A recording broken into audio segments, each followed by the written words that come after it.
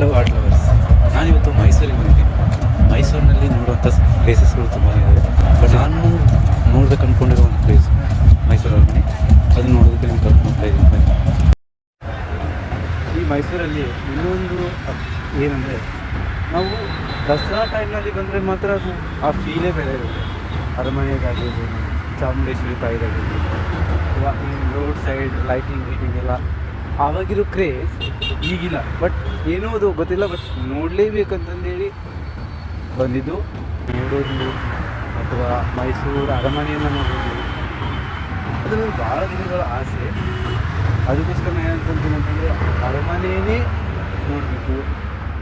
ಏಕೆಂದರೆ ಕರ್ನಾಟಕದಲ್ಲಿ ಅನೇಕ ಪ್ರಸಿದ್ಧ ಸ್ಥಳಗಳಲ್ಲಿ ಇವೆ. ನಾನು ಸಮ್ ರೀಸನ್ ನಾನು ಒಂದಿಷ್ಟು ಕಡೆ ಹೋಗಿದ್ದೀನಿ, ಒಂದಿಷ್ಟು ಕಡೆ ಹೋಗಿಲ್ಲ. ಬಟ್ ಇವಾಗ ಏನು ಅನಿಸ್ತಾ ಇದೆ ಅಂತಂದರೆ, ಎಲ್ಲವನ್ನ ನೋಡೋದೇ ಒಂದು ಮೇನ್ ಮೋಟೋ ಆಗ್ಬಿಟ್ಟಿದೆ. ಯಾಕಂದರೆ ಲೈಫ್ ಇಸ್ ಜಸ್ಟ್, ಯಾವಾಗ ಇರ್ತೀವಿ ಅಂತ ಹೇಳಕ್ಕೆ ಬರಲ್ಲ. ಅದಕ್ಕೋಸ್ಕರ ಇರುವಷ್ಟು ದಿನ ಲೈಫ್ನ ಎಂಜಾಯ್ ಮಾಡಲೇಬೇಕು. ಅದು ಮಾಡಲಿಲ್ಲ ಅಂತಂದರೆ ಅದು ಸರಿಯಾಗಿಲ್ಲ. ಎಂಜಾಯ್ ಮಾಡಿ ಆ ಥರ ಎಂಜಾಯ್ ಅಂದರೆ ಈ ಥರ ಎಲ್ಲ ಪ್ಲೇಸಸ್ನ ವಿಸಿಟ್ ಮಾಡೋದಾಗಿರ್ಬೋದು, ಇವೆಲ್ಲ ಮಾಡಿದ್ರೆ ತಾನೇ ಅದೊಂದು ಕ್ರೇಜ್, ಅದೊಂದು ಮೆಮೊರಿಯಲ್ ಆಗಿ ಉಳ್ಕೊಂಡು ಬಿಡುತ್ತೆ. ನಾವು ಹೋಗಿದ್ವಿ. ನಾನು ಇವಾಗ ಜಸ್ಟ್ ಮೈಸೂರು ಅರಮನೆ ನೋಡ್ಕೊಂಡು ಬಂದೆ. ಎಕ್ಸ್ಪೀರಿಯನ್ಸ್ ಕೇಳಿದ್ರು ಒನ್ ಆಫ್ ಬೆಸ್ಟ್ ಎಕ್ಸ್ಪೀರಿಯನ್ಸ್ ನಾನು ನೋಡಬೇಕಂತ ನೋಡಿದ್ರು. ನಿಮಗೂ ಕೂಡ ಎಕ್ಸ್ಪೀರಿಯನ್ಸ್ ಆಗಬೇಕಾದ್ರೆ ಒಂದಿಷ್ಟು ಜನ ನೋಡಿರ್ತೀರ, ಒಂದಿಷ್ಟು ಜನ ನೋಡಿರಂಗಿಲ್ಲ. ಈ ವಿಡಿಯೋದ ಎಂಡಲ್ಲಿ ನಾನು ಒಂದು ಶಾರ್ಟ್ ವಿಡಿಯೋನ ಹಾಕ್ತೀನಿ. ಫುಲ್ ಮೈಸೂರು ಪ್ಯಾಲೇಸ್ದ ಹೊರಗಡೆ ಹೋಗಿದ್ದು ಅಲ್ಲಿದೆಲ್ಲ ಹಾಕ್ತೀನಿ. ನಿಮ್ಗೇನಾದರೂ ಅನಿಸಿಕೆ ಇದ್ದರೆ ನೀವು ಅದನ್ನು ಶೇರ್ ಮಾಡ್ಕೋಬೋದು. ಹೆಸರು ಹೇಗೆ ಬಂತು? ಮೈಸೂರು ಅರಮನೆಯನ್ನ ಎಷ್ಟು ಬಾರಿ ಕಟ್ಟಲಾಯಿತು? ಎಷ್ಟು ವರ್ಷಗಳವರೆಗೆ ಕಟ್ಟಲಾಯಿತು? ಮೈಸೂರು ಅರಮನೆಯನ್ನ ಕಟ್ಟಬೇಕಾದ್ರೆ ಎಷ್ಟೆಲ್ಲ ಅನಾಹುತಗಳು ನಡೆದು ಹೋಯಿತು ಗೊತ್ತಾ? ಜೊತೆಗೆ ಅಷ್ಟು ಬೃಹತ್ತಾದಂತ ಮೈಸೂರು ಅರಮನೆಯನ್ನ ಕಟ್ಟೋದಿಕ್ಕೆ ಎಷ್ಟು ಹಣ ಖರ್ಚಾಗಿತ್ತು? ಅಷ್ಟೇ ಅಲ್ಲದೆ ಮೈಸೂರು ಅರಮನೆಗೆ ಸುರಂಗ ಮಾರ್ಗಗಳು ಇರೋದು ನಿಜಾನಾ ಅನ್ನೋಂತ ಮೈಸೂರು ಅರಮನೆಯ ರಹಸ್ಯಗಳನ್ನ ಇವತ್ತು ನಿಮ್ಮ ಮುಂದೆ ಬಿಚ್ಚಿಡ್ತಿದ್ದೇನೆ.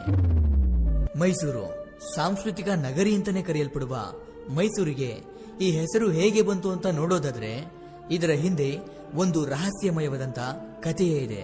ಮೈಸೂರಲ್ಲಿ ಮುಂಚೆ ಒಬ್ಬ ದೈತ್ಯನಾಗಿದ್ದಂತ ಮಹಿಷಾಸುರ ಎಂಬ ರಾಕ್ಷಸ ವಾಸವಾಗಿದ್ದ. ಅವನು ಎಲ್ಲರಿಗೂ ತುಂಬಾ ತೊಂದರೆ ಕೊಡ್ತಿದ್ದ. ಈ ರಾಕ್ಷಸನಿಂದ ರಕ್ಷಿಸಲು ಪಾರ್ವತಿ ದೇವಿಯು ಚಾಮುಂಡೇಶ್ವರಿಯ ಅವತಾರವನ್ನ ಎತ್ತಿ ಮೈಸೂರಿನ ಒಂದು ಬೆಟ್ಟದ ಮೇಲೆ ಆ ರಾಕ್ಷಸನನ್ನ ಕೊಂದು, ಆ ಬೆಟ್ಟದ ಮೇಲೆಯೇ ಚಾಮುಂಡೇಶ್ವರಿ ನೆಲೆಸಿದ್ದರಿಂದ ಅಂದಿನಿಂದ ಆ ಬೆಟ್ಟಕ್ಕೆ ಚಾಮುಂಡೇಶ್ವರಿ ಬೆಟ್ಟ ಎಂಬ ಹೆಸರು ಬಂತು.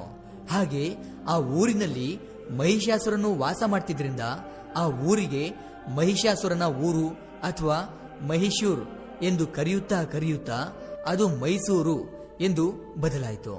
ಈ ಮೈಸೂರು ಹಲವಾರು ವಿಶೇಷತೆಗಳನ್ನ ಒಳಗೊಂಡು, ಅದರಲ್ಲಿ ಮೈಸೂರಿನ ಅರಮನೆ ತುಂಬಾ ಪ್ರಸಿದ್ಧಿಯನ್ನ ಹೊಂದಿದೆ.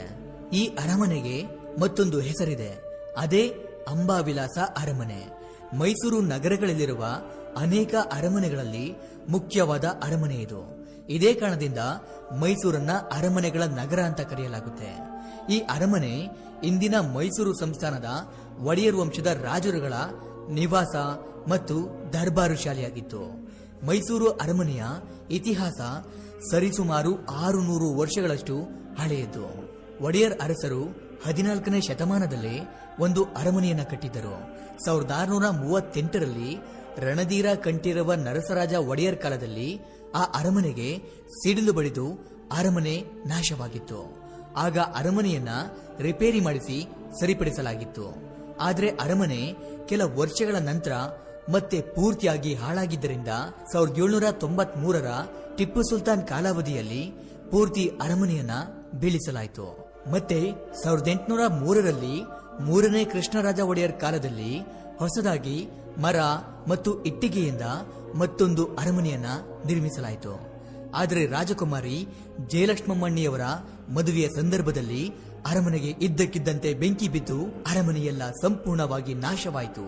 ಇದರಿಂದ ಅರಮನೆ ವಾಸಿಗಳು ಸಮೀಪದ ಜಗನ್ಮೋಹನ ಅರಮನೆಗೆ ಸ್ಥಳಾಂತರವಾಗ್ತಾರೆ.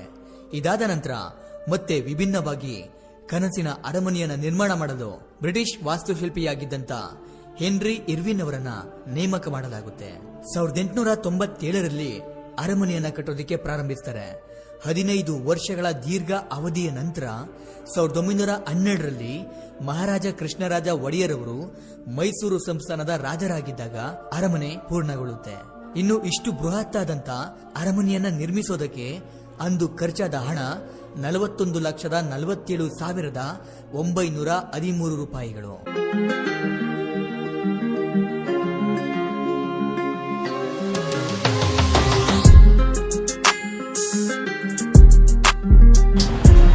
ಸಬ್ಸ್ಕ್ರೈಬ್ ಮಾಡಿ, ಫಾಲೋ ಮಾಡಿ.